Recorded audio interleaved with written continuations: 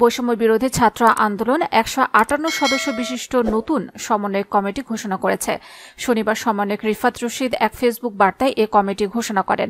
কমিটিতে সমন্বয়ক এবং সহ সমন্বয়ক মিলে ১৫৮ জন সদস্য রাখা হয়েছে।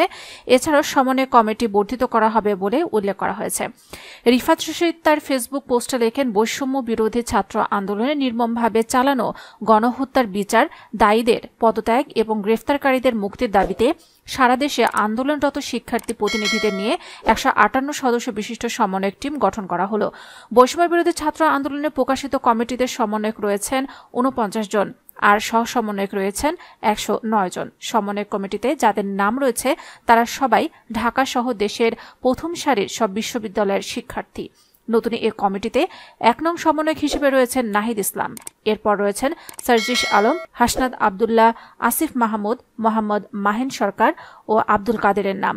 এরপর পর্যায়ক্রমে রয়েছে অন্য সমন্বয়কদের নাম। এর আগে গত বৃহস্পতিবার সারা দেশের প্রতিটি বিশ্ববিদ্যালয়, কলেজ এবং জেলা শহরে সমন্বয়ক কমিটি গঠন করার ঘোষণা দিয়েছিলেন সমন্বয়ক আব্দুল কাদের। সেদিন বেশ কিছু কলেজ ও জেলা শহরে সমন্বয়ক কমিটি ঘোষণা করেছিলেন তিনি।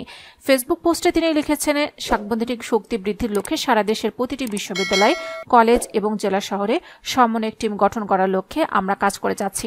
তারই ধারাবাহিকতায় আজকে বিভিন্ন বিশ্ববিদ্যালয়, কলেজ ও জেলার প্রাথমিক সমন্বয়ক টিম ঘোষণা করা হলো। তিনি আরও লেখেন, পরবর্তীতে এই টিমে আরও সংযোজন করা হবে এবং অতি শিগগিরই সারা দেশে সমন্বয়ক টিম গঠন করে চলমান আন্দোলন আরও জোরদার করা হবে। এর আগে গত ৮ জুলাই ৬৫ সদস্য বিশিষ্ট সমন্বয়ক কমিটি প্রকাশ করেছিলেন সমন্বয়ক বিরোধী ছাত্র আন্দোলন।